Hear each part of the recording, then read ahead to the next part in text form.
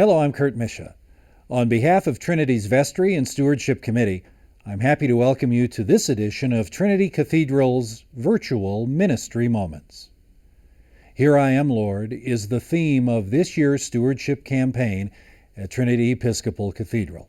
It reflects how we can give ourselves to God's work, commit our lives to God's service, and use God's gifts to bless those around us. Now, it also reflects our current reality. Even though the cathedral is physically closed during this time, we are virtually open, and our worship, our ministries, and outreach are continuing and expanding. After all, a church is not a building, but it's the ministry we do, and we are all here to answer God's call. Traditionally, during the stewardship campaign, members share testimonials during our services to describe some of our various ministries and how they support the mission of Trinity, welcoming all people to know and live as Christ in the world. In place of these in-person announcements, this series of videos will introduce you to just a small sample of Trinity's compassionate service, healing, and outreach ministries.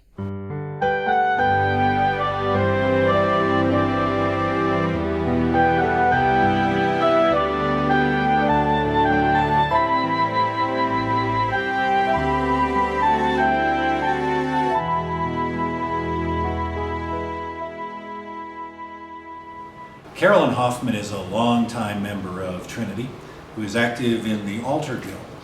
She's also active in the prayer ministries and many other ministries and activities here at Trinity.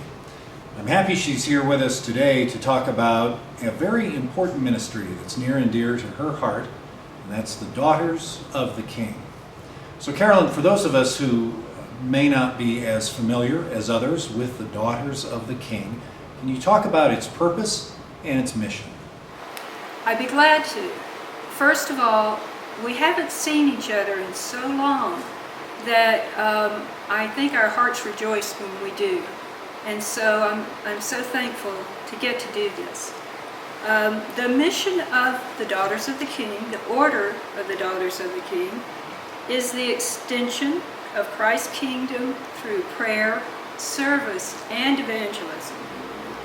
We are empowered by the Holy Spirit. Our purpose is to strengthen the spiritual life of the parishioners here at Trinity and to bring others into a living relationship with Jesus. Our members live under a rule. We take a lifetime oath of prayer, service, and evangelism. We are always here to pray for clergy and church family, which you are, as well as our own members' spiritual growth. The Daughters of the King is a worldwide international order. In the United States, we have 2,030 chapters. Each state has chapters. I figure, that there are about 20,000 members within the United States. Now, internationally, there are 6,000 members. You know, the Daughters is really a safe place in a busy world where we can get together and we can support each other. Most importantly, we are here to support the clergy and the congregation in service and in prayer. So Carolyn, you mentioned a moment ago that it's been a while since we've had the opportunity to be together in person. So how has the chapter been able to continue its work during this pandemic? It's been quite a challenge, but we're learning how to use Zoom. Now, I have a lady who has her granddaughter who has taught her how to Zoom on her phone.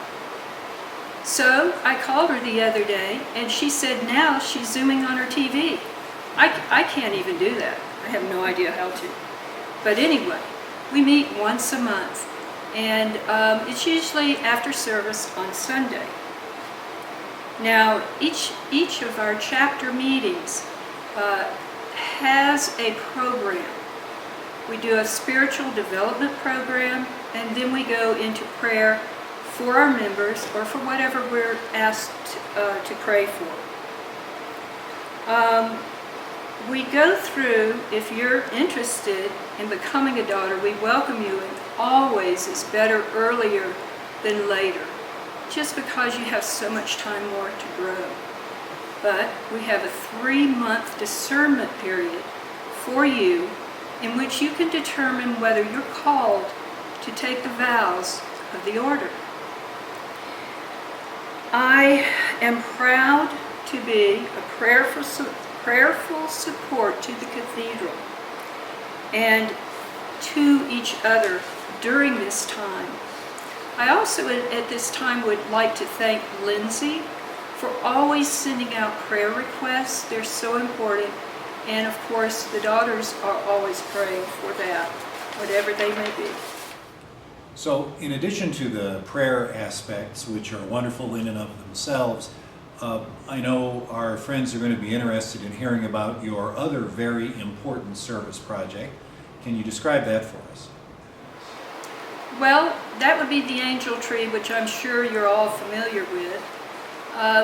We are now currently choosing Stead Elementary School to work with the children there that have been given to us to work with by the school counselor.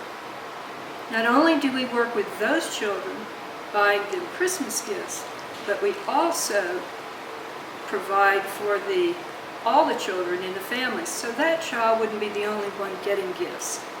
Now, the children range from newborn up to 18. Last year, we had fewer children because the times were good. The year before, we had 150 children we provided for.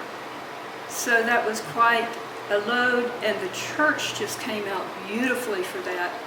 I just thank you all so much for your continued support. Now, we usually have an angel tree dinner to kick off, but this year, we may not be able to do that. We're going to have to find different ways during this pandemic to operate, and we're doing that, so we'll have an angel tree this year. So, Carolyn, do you have any other thoughts from your heart that you'd like to share with us?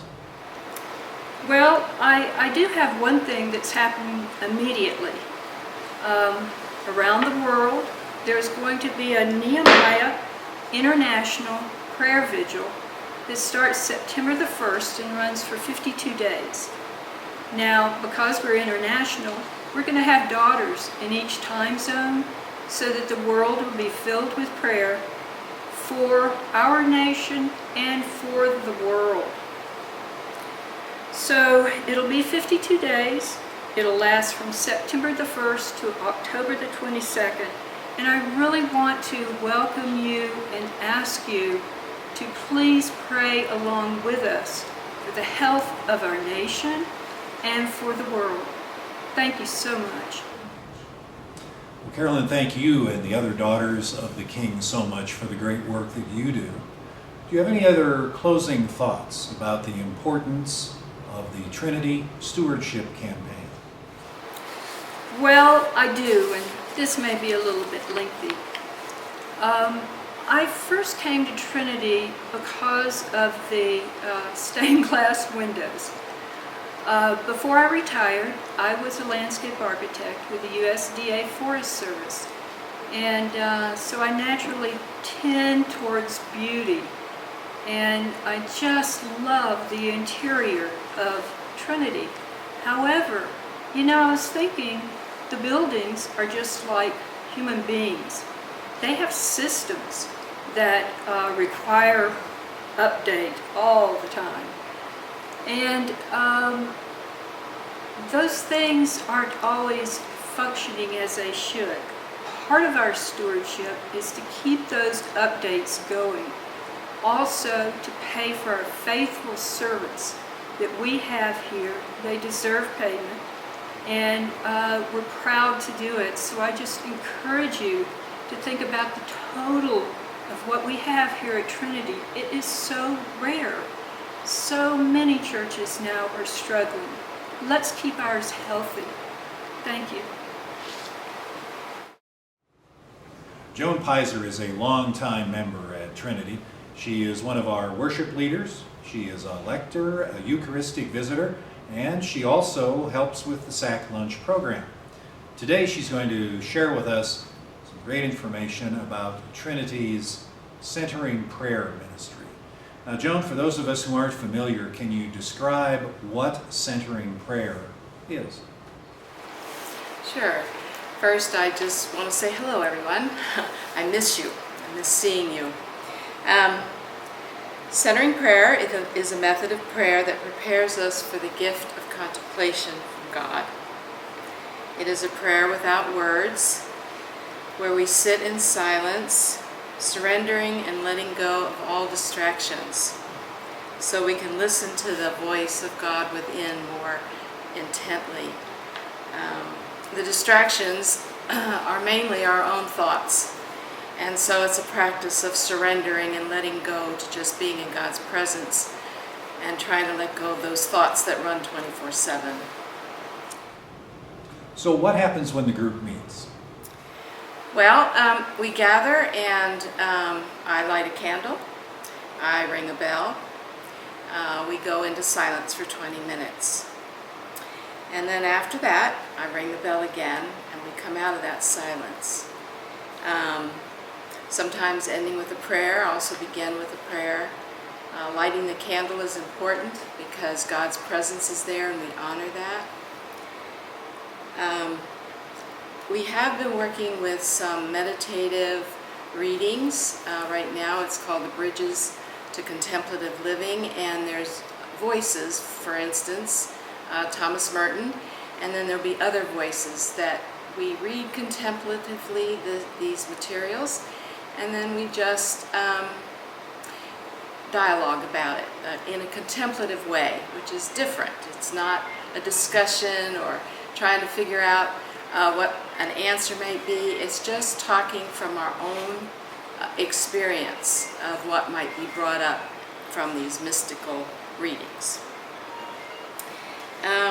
We have developed quite a community of, it's non-threatening. You don't have to say anything. You can just come and be in God's presence and the presence of each other. So how long has the group been active here at Trinity? Well, since 2012.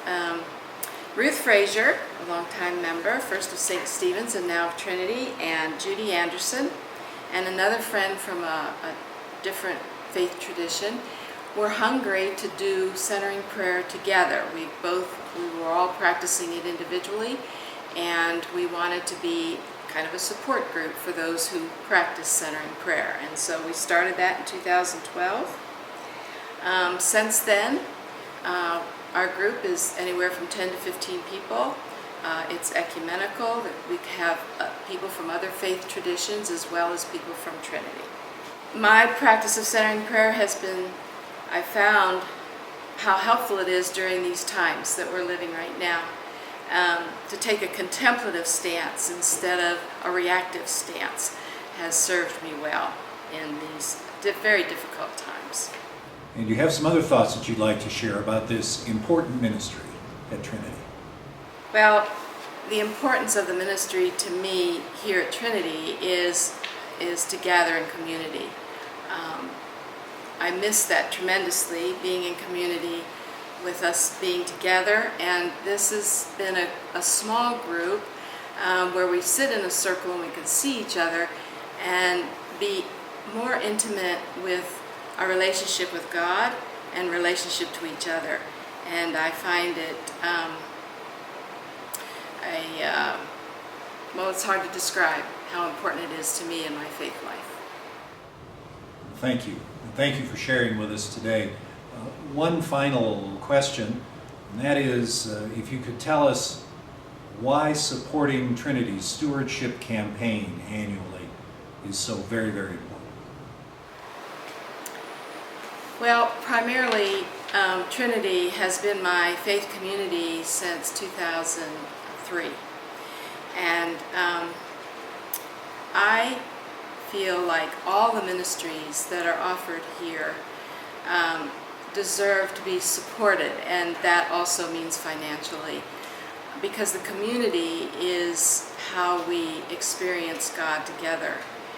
And for me, especially during this time, Trinity provided a space for us to gather for 8 years. And when we were disrupted and found we had no space, and then this, I think, miracle of Zoom allowed us to keep gathering together weekly. But that takes time and money, and we now, and our space has been interrupted for other reasons other than the pandemic. The timing of it seems synchronistic to me in some way, but having a space to gather and practice, have a prayer practice together with others in community is even more vital now that we don't have it. And that's one of the reasons I support Trinity, but the main reason is to be in community with my brothers and sisters in faith. And that takes up this, it's a very complex system to do that and allow that. And that's why I support it, because if I didn't have it, actually it would be a huge void in my life. Ken Hines is a relatively new member of Trinity, having moved to the Reno area about 1.5 years ago in April of 2019. In addition to being a Eucharistic visitor, Ken helps with the SAC lunch program and is a member of A Lot of Good Men. His mission today is to talk with us about Trinity's Eucharistic Visitor program. So Ken, give us a brief description about the Eucharistic Visitor program, who participates and what it does. Eucharistic Visitors serve our faith community by taking Holy Communion and the love of Christ out to others, both parishioners and non-parishioners who are ill or infirm and unable to physically attend church services at Trinity Cathedral. And how does the ministry work? So there's basically two groups that we minister to. Parishioners who are either homebound or in hospitals or other healthcare facilities, or non-parishioners who are in nursing care facilities. We take the communion to them to remind them that they're in our thoughts, they're in our prayers, and that there is a whole church community that is mindful of the difficulties that they're currently undergoing.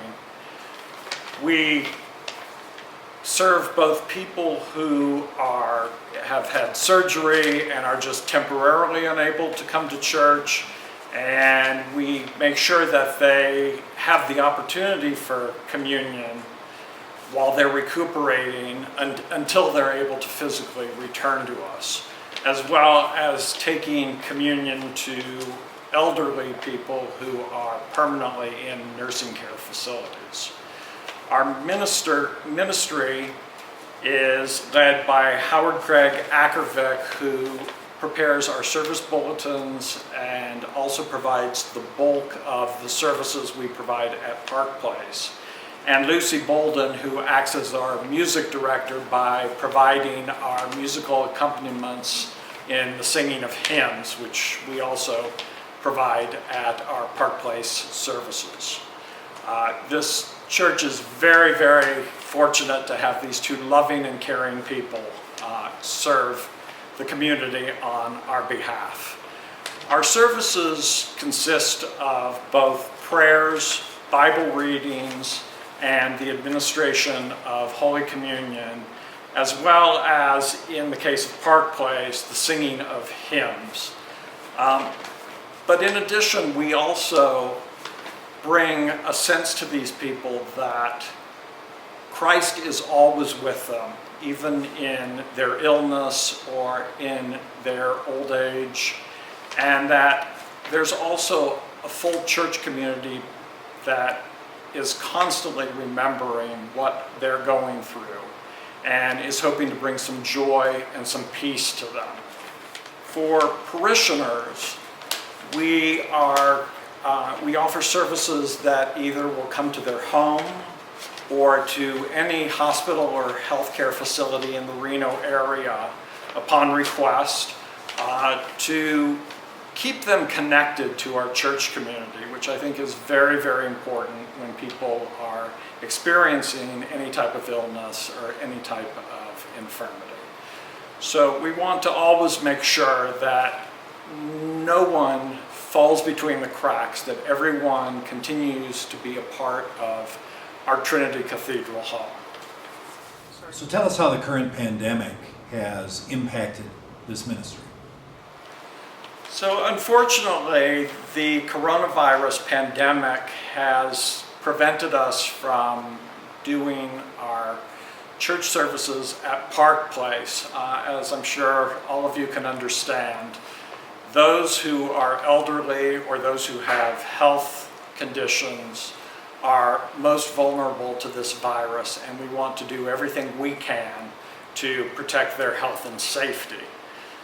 While we are on temporary hiatus, clergy is continuing to provide pastoral care to anyone who needs these services. Once we get the all clear and we're back to being able to fully visit those who we normally would visit, we invite all parishioners to join us, even if it's for a one-time visit, if you're curious to see what we do, or for those who are interested in this type of ministry, the more the merrier. And to become a member of our ministry, you undergo a very brief training session that enables you to be licensed by the Diocese of Nevada. So what other thoughts would you like to share about this very important ministry at Trinity? To me personally, the Eucharistic Visitor Ministry is the essence of my Christian faith. When people are at their most vulnerable, whether ill or infirm due to their age, I think it is so crucially important that as Christians, we remind them of God's love, that Jesus Christ is always with them and will always be with them. And also to remind them that they do have a church home that cares deeply for them and will continue to be there for them. I know for me, it's vitally important that whatever church I belong to has this type of ministry, because none of us knows what is going to happen down the road as far as health issues. And to know that we have a deeply caring church family that will be with us to the end, that will never forget us, that will always bring the love of Christ into our world, I think is just crucially important to everyone. Thank you so much for sharing all of that with us. Be interested in your thoughts for our viewers about why supporting Trinity through its annual stewardship campaign makes such a difference and is so very important. With this pandemic, we're in a world that a lot of people are feeling very lonely or very uneasy. And I think it's vitally important that the services and the ministries that Trinity Cathedral provides are even more important at this time. As we all know, it costs money to keep these ministries functioning and to enable the cathedral to provide the support that we all need at this very uneasy time in our lives. I urge everyone to find it in their hearts to generously give what they can, both by volunteering and also by providing financial support. Thank you very much. I want to thank Carolyn, Joan, and Ken for sharing the work of these three ministries with us. This is just a small sample of the varied ministries your stewardship pledge supports.